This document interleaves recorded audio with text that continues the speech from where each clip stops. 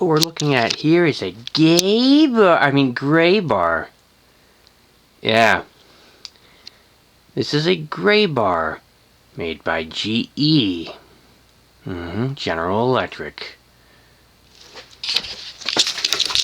This is one of their neat little 32-inch miniature models.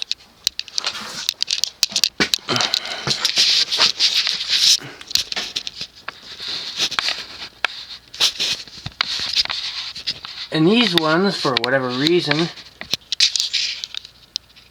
have badges in the bottom of the switch housing. That's what the Graybar badge looks like. Yay. And this one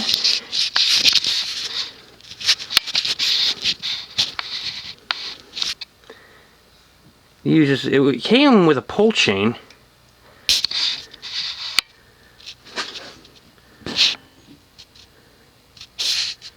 The pull chain since broke off, so someone decided to instead wrap a wire around it, which is now, yep, the pull cord.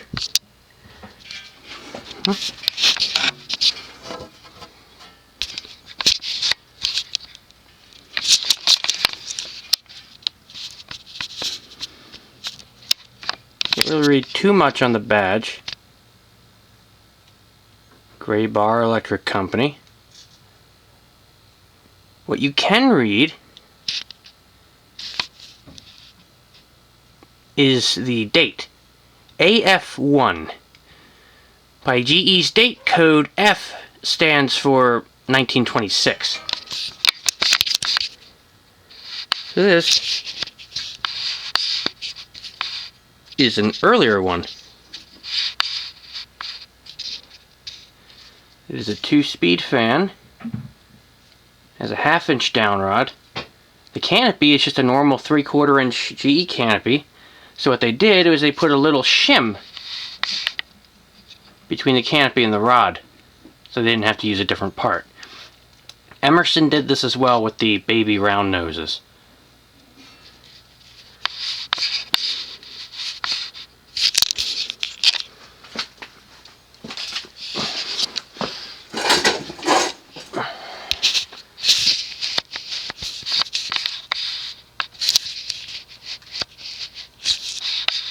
Now, I'm not exactly sure, okay,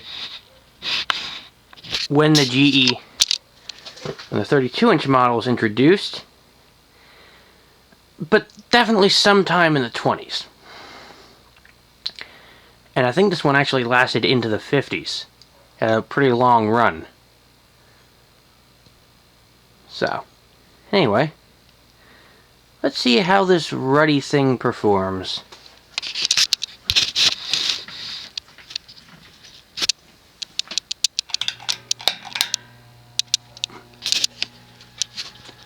When I got it, it was quite seized up.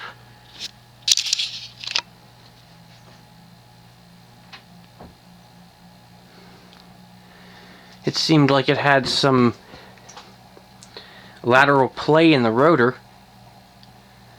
but after adding some SAE 30, it is now running very smoothly. Well, aside from the thrust bearing being worn, but that's par for the course with antiques, really. Especially if there's a lack of oil. Now, like I said, this is low speed.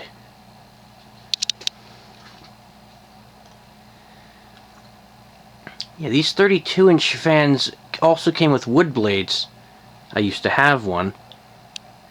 The wood-bladed ones really didn't do much.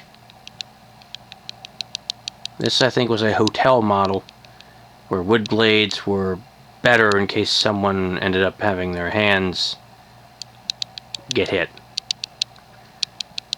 Now, the metal bladed version was the normal version, which was really, this fan's really an industrial fan. You know, the blades have a contour to them.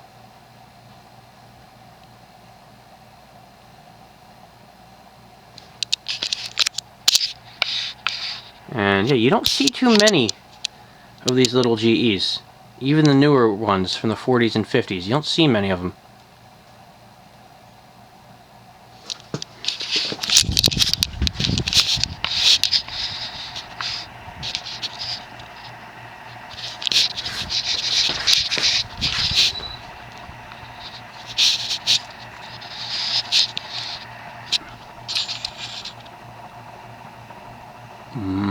That badge though.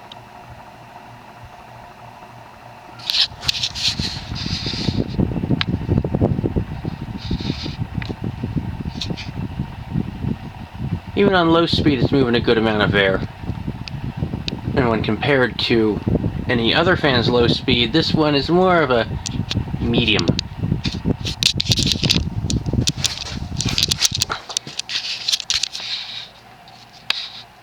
Anyway, let's go to high now.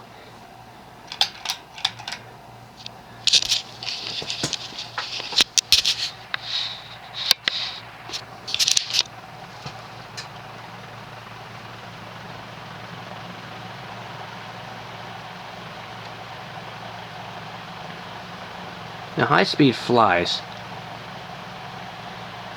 It's not quite as fast as, say, any other 36-inch industrial, except for maybe a view fan.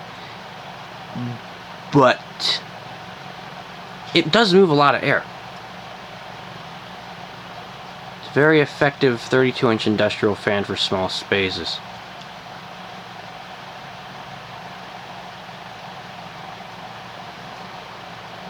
Of course, this fan's completely unrestored. The only thing I've done to it is replace the main lead wires, which are starting to crumble. So, I actually picked this fan up. Well, I didn't pick it up. A friend of mine actually picked this up for me in the Indianapolis area. It was on the local classifieds. So I was like, yeah, I want that. Could you pick that up? And sure enough, he did. Thank you. You know who you are. And yeah, I'd been wanting one of these for a while. Simply because they were just very bizarre looking things. I mean, the switch housing is somewhat bell-shaped. It's very minimal. The oil cup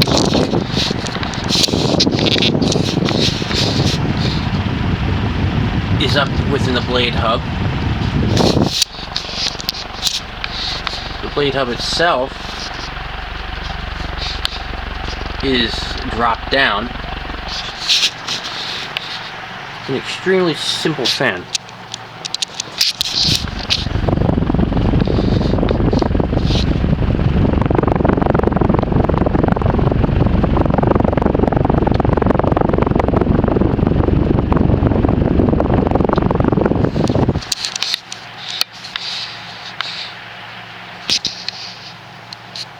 Okay, let's let it coast now.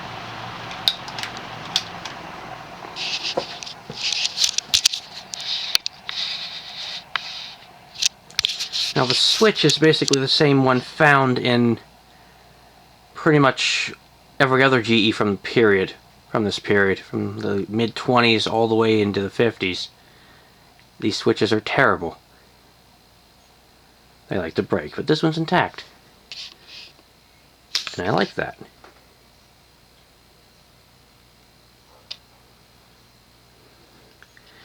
And eventually I'm going to have to tear this one down, clean the oil channels and all that fun stuff, maybe replace the thrust bearing.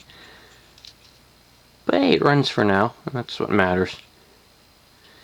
And unlike other GEs from this period, the housing for this one is actually cast iron, including the bottom plate. There is no stamped steel on this fan except for the blade irons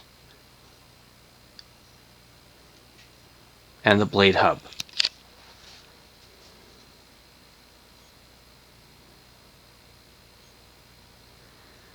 I just wish there were more of these around because these things are cool.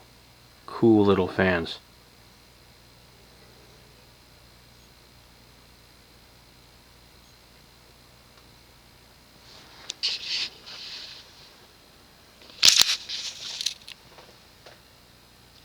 And there you have it.